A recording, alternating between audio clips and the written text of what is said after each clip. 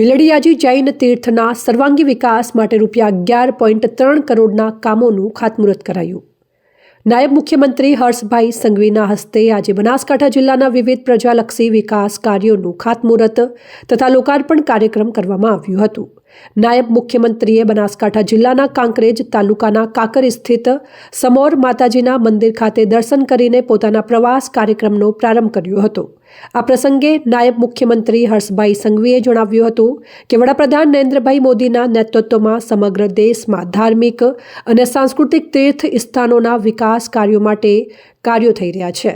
ભીલડીયાજી જૈન તીર્થ અનેક લોકોની આસ્થાનું કેન્દ્ર છે અને આ મંદિર જ્ઞાન તથા તપસ્યાનું જીવંત પ્રતીક છે। અહીં થનારા વિકાસ કાર્યોના કારણે સ્થાનિક લોકોને રોજગારીની તકો પ્રાપ્ત થશે તેમજ વિસ્તારના આર્થિક વિકાસને વેગ મળશે। ભીલડીનો ઇતિહાસ જ્યારે હું વાંચી રહ્યો હતો તો આજના આ વિકાસ કાર્યના ખાતમુહૂર્તને લઈને મારા મનમાં એની આસ્થા અનેક ગણી વધી। વિકાસ કામો એ માત્ર લોક ઉપયોગી કે લોકોને સારું દેખાય એટલા પૂરતું જ નહીં, પરંતુ આ ભીલડીનો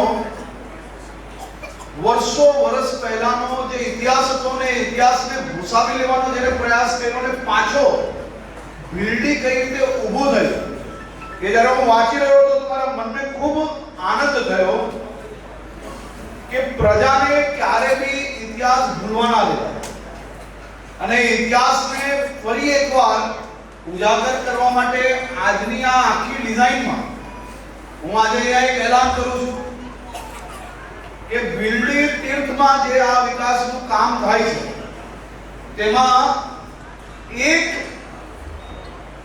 સમગ્ર ઇતિહાસ દર્શાવી શકાય કે વર્ષો વર્ષ પહેલા આપણું ભીલડી કેવું હતું।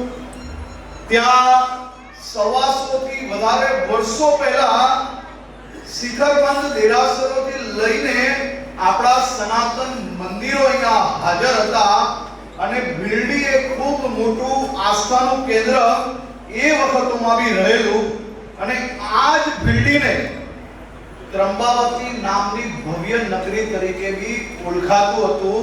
એ આપણા ભીલડીમાં ફરી એકવાર